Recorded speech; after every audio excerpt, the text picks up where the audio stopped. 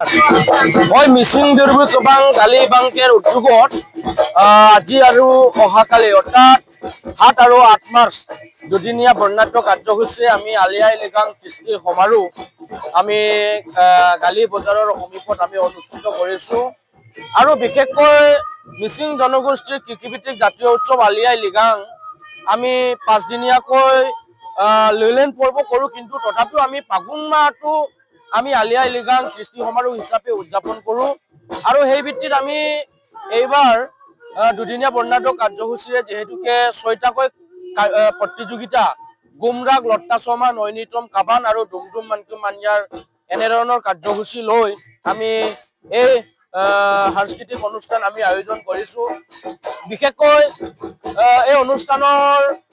অভ্যন্তৰীণ সমিতিৰ সম্পাদক হিচাপে যিমানখিনি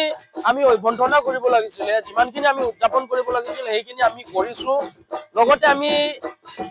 6টাকৈ প্ৰতিযোগিতা অনুষ্ঠিত কৰাৰ লগতে আমি অহাকালি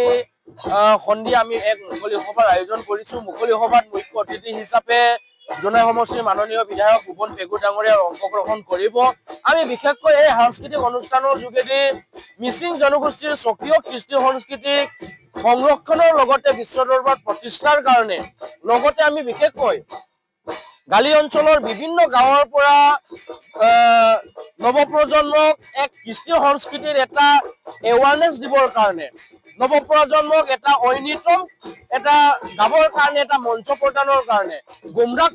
প্ৰদৰ্শনৰ কাৰণে মঞ্চ প্ৰদানৰ কাৰণে আমি এই সাংস্কৃতিক অনুষ্ঠানটো আয়োজন কৰিছোঁ আশা কৰিছোঁ গালিত এইবাৰ এই অনুষ্ঠিত কৰা এই সাংস্কৃতিক অনুষ্ঠানৰ যোগেদি গালি অঞ্চলত এক নতুন এটা আশা ৰেঙনি উত্থাপন হ'ব।